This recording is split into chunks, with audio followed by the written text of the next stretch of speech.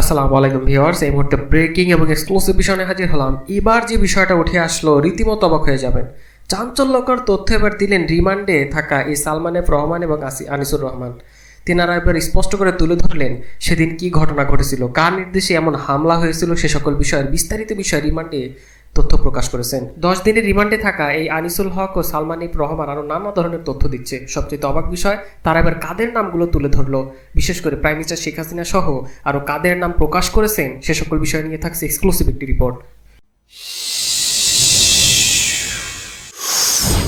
এরপর জানতে পারবেন অবশেষে কিন্তু ওয়াসার এমডি এই তাকসিমকে বিদায় দেওয়া হয়েছে, পদত্যাগ করানো হয়েছে তাকে। কিন্তু তার দুর্নীতির যেই বরপত্র তার জানলে রীতিমতো অবাক হবেন, কিন্তু তারপরেও তাকে গ্রেফতার করা হচ্ছে না। এদিকে স্বরাষ্ট্রমন্ত্রীর যে ঘুষের কারবার তা জানলে আরও অবাক হবেন। 6 জনের সিন্ডিকেট সহ নানা ধরনের বিষয় অনুসন্ধান করছে দুদক। 5 কোটি টাকা কমিশন পাইতেন তারা, এবং আরও কী কী তথ্য দিচ্ছেন তা জানতে পারবেন এই বস্তা ভর্তি ঘুষ গ্রহণের বিষয়টি নিয়ে। এবং সব শেষে জানতে পারবেন শেখ হাসিনা এবং কাদের সহ আওয়ামী লীগের প্রায় 101 নেতাকর্মীর বিরুদ্ধে এবার হত্যা মামলা দায়ের করা হয়েছে। এ সকল বিষয় নিয়ে থাকছে ভিডিওর শেষ অংশে একটি এক্সক্লুসিভ রিপোর্ট। এতক্ষণ শুনছিলেন শিরোনাম, এবার বিস্তারিত। চলুন এবার দেখে নেই হত্যা মামলায় 10 দিনের রিমান্ডে থাকা এই আনিসুল হক এবং সেই সাথে শেখ হাসিনার উপদেষ্টা ছিলেন সালমানের রহমান ডিবি হেফাজতে তাদের কি তথ্য বেরিয়ে আসলো। জিজ্ঞাসাবাদে বেশ কিছু চাঞ্চল্যকর তথ্য দিয়েছে। তারা কিন্তু এখনও 10 দিনের রিমান্ডে আছে। ডিএমপি নিউ মার্কেট থানায় দায়ের হওয়া মামলায় শাহজাহান আলী হত্যা মামলার সেই মঙ্গলবার গ্রেপ্তার করা হয় এই সালমান এফ রহমান এবং আনিসুল হককে। পুলিশের পাশাপাশি সংশ্লিষ্ট কয়েকটি মামলাও তদন্ত করবে দুর্নীতি দমন কমিশন। সবচাইতে বিষয়, এইখানে গ্রেফতারের পর এবং তাদের বিরুদ্ধে যে রিমান্ডে হলো, রিমান্ডের পর তারা কি তথ্য প্রকাশ করলো জানা যায়। আদালতে হাজির করে 10 দিনের রিমান্ড নেয় পুলিশ। তারা এখন ডিবি হেফাজতে আছেন। রিমান্ডের প্রথম দিনের জিজ্ঞাসাবাদে তারা দেশের অনাকাঙ্ক্ষিত পরিস্থিতি নিয়ে ব্যাপক তথ্য প্রকাশ করেছেন এবং এখানে তারা দোষ দিয়েছেন পরিস্থিতি তৈরির জন্য সাবেক স্বরাষ্ট্রমন্ত্রী আসাদুজ্জামান খান কামাল ও আওয়ামী লীগের সাধারণ সম্পাদক সড়ক পরিবহন সেতুমন্ত্রী ওবায়দুল কাদের উপর তারা দোষ দিয়েছেন। জিজ্ঞাসাবাদে আইনমন্ত্রী আনিসুল হক বলেছেন, দেশে ছাত্র আন্দোলন শুরু হওয়ার পর আমি একটা সমাধানের দিকে যাচ্ছিলাম, কিন্তু সাবেক স্বরাষ্ট্রমন্ত্রী আসাদুজ্জামান খান কামাল ও সাবেক সেতুমন্ত্রী ওবায়দুল কাদেরের কারণে সেটা সম্ভব হয়নি। আন্দোলন দমনে তারা খুবই অ্যাগ্রেসিভ ছিলেন। এছাড়াও তৎকালীন প্রধানমন্ত্রী শেখ হাসিনাকে বাস্তবতা বোঝানো যাচ্ছিল না। এই কারণে আন্দোলন এক পর্যায়ে নিয়ন্ত্রণের বাইরে চলে যায়। সালমান এফ রহমান এবং আনিসুল হককে মুখোমুখি জিজ্ঞাসাবাদ করার সময় ডিবির এক কর্মকর্তা রিমান্ডে থাকার সময় তাদের উদ্দেশ্যে বলে, আপনাদের অনিয়ম দুর্নীতি ও লুটপাটের কারণে দেশের এই অবস্থা। এ সময় তারা ছিলেন নির্বিকার।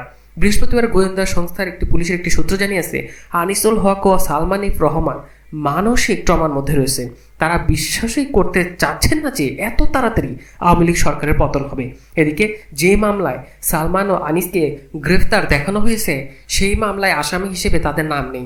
যাদের অজ্ঞাত আসামি দেখানো হয়েছে এজাহারে তাদের বিএনপি ও জামাত শিবিরের লক্ষ্য বলা হয়েছে। তাহলে কি সালমান এফ রহমান এবং আনিসুল হক বিএনপি জামাত শিবিরের সাথে সংশ্লিষ্ট কোনো কিছু?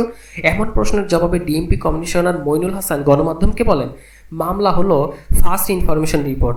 তদন্তের পরে প্রকৃত সত্য উঠে আসবে। যিনি এফআইআর করেন তিনি তার মতো করে ঘটনা বর্ণনা করেন।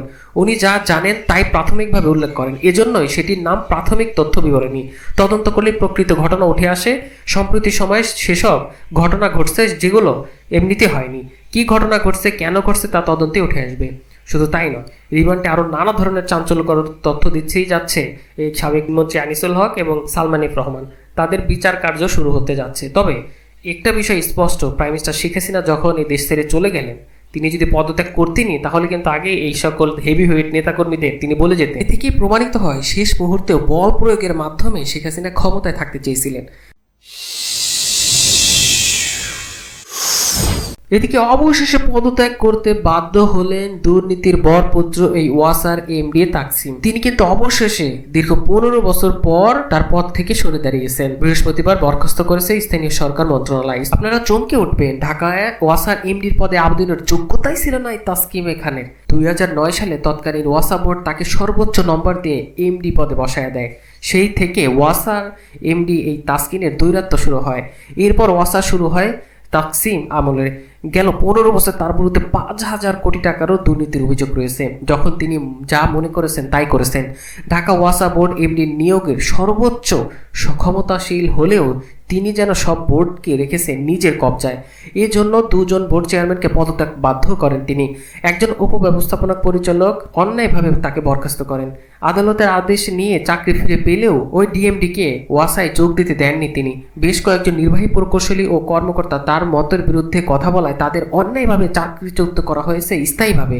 অনুগত না হলেও সংশ্লিষ্ট কর্মকর্তার উপর নেমে এসেছে ব্যাপক নির্যাতন। নিজস্ব একটি বাহিনীও তৈরি করে রেখেছিল এই ওয়াসার এমডি। সকল কিছু বাদেও নিয়োগ দুর্নীতি তার ছিল উচ্চ মাধ্যমের পর্যায়ে। ঢাকা ওয়াসার 252তম বোর্ড সভায় প্রতিষ্ঠানের সাবেক প্রধান প্রকৌশলী মোহাম্মদ আবুল কাশেম পরিচালক উন্নয়ন ও আরেক সাবেক প্রধান প্রকৌশলীকে পদ দিয়ে দেন নিয়োগ। তাদের মাসিক বেতন 1.5 লাখ টাকা নির্ধারণ করা হয়েছিল। এরপরেও আরও 2 বার তাদের চুক্তিভিত্তিক নিয়োগ দেওয়া হয়। তারা 4.5 বছরে বেতন ভাতা বাবদ সরকারি তহবিল থেকে 1,98,65,00,000 টাকা তুলেছে। এভাবে ব্যাপক অনিয়ম দুর্নীতি তথ্য প্রকাশ পাচ্ছে, কিন্তু এরপরেও তাকে গ্রেপ্তার করা হচ্ছে না। এদিকে এবার সাবেক স্বরাষ্ট্রমন্ত্রী আসাদুজ্জামান খান কামালের বস্তায় করে ঘুষ নেওয়ার তথ্য প্রকাশ পেয়েছে, যা আমি ইতিমধ্যেই প্রকাশ করেছি আপনাদের মাঝে। বস্তায় করে ঘুষ নিতেন সাবেক স্বরাষ্ট্রমন্ত্রী আসাদুজ্জামান খান কামাল।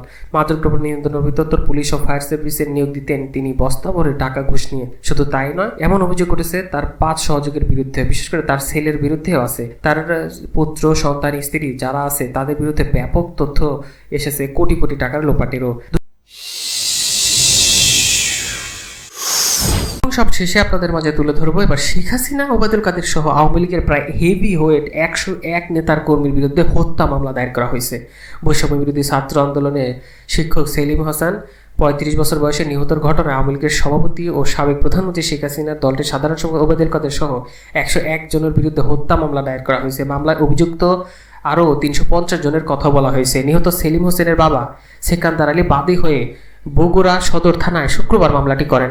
মামলায় শেখ হাসিনা ও ওবায়দুল কাদেরকে খুনের নির্দেশদাতা বললেও উল্লেখ করা হয়। নিহত সেলিম হোসেনের বাড়ি বগুড়ার শিবগঞ্জ উপজেলার গ্রামে। মামলার আসামিদের মধ্যে আওয়ামী লীগের 2 জন সাবেক সদস্য, 5 জন উপজেলা চেয়ারম্যান, 2 জন মেয়র, বগুড়া পৌরসভার 8 জন কাউন্সিল, 10 জন ইউনিয়ন পরিষদের চেয়ারম্যান ও 25 জন জনপ্রতিনিধি এর মধ্যে আছেন। মামলার উল্লেখ্য যে আসামিরা হলেন বগুড়া জেলার আওয়ামী লীগের সভাপতি ও বগুড়া 5 আসনের সাবেক সংসদ সদস্য মুজিবুর রহমান, জেলা আওয়ামী লীগের সাধারণ সম্পাদক ও বগুড়া 6 আসনের সাবেক সংসদ সদস্য রাগিবুল হাসান সহ আরও অনেকের নামে যুক্ত আছে। এর যারা উল্লেখ করা হয়েছে বৈষম্য বিরোধী ছাত্র আন্দোলন চলাকালে 4 আগস্ট বেলা 3টার দিকে বগুড়া শহরের সদ থানায় স্টেশন সড়কে আইএফআইসি ব্যাংকের সামনে আওয়ামী লীগের সাবেক ওই 2 সংসদ সদস্য সহ 7 নেতার নেতৃত্বে আন্দোলনকারীদের উপর হামলা চালানো হয়। এ সময় তারা ককটেল ও পেট্রোল বোমা হামলা চালান। হামলায় শিক্ষক সেলিম হোসেন রক্তাক্ত হন। বগুড়ার পৌরসভার কাউন্সিলর আব্দুল মতিন সরকার ও আমিন ইসলাম রামদা দিয়ে কুপিয়ে এবং councillor Ariful Rahman hockey stick দিয়ে পিটিয়ে তাকে জখম করে। পরে অন্য হামলাকারীরা অস্ত্র দিয়ে আঘাত করে তার মৃত্যু নিশ্চিত করে বলে এজাহারে উল্লেখ করা হয়। তাহলে বুঝতেই পারছেন তাদের বিরুদ্ধে কত ধরনের গুরুতর হত্যা মামলার অভিযোগ দায়ের করা হয়েছে। এখন দেখার বিষয় তাদের এই বিচার কার্য কবে থেকে শুরু হয়।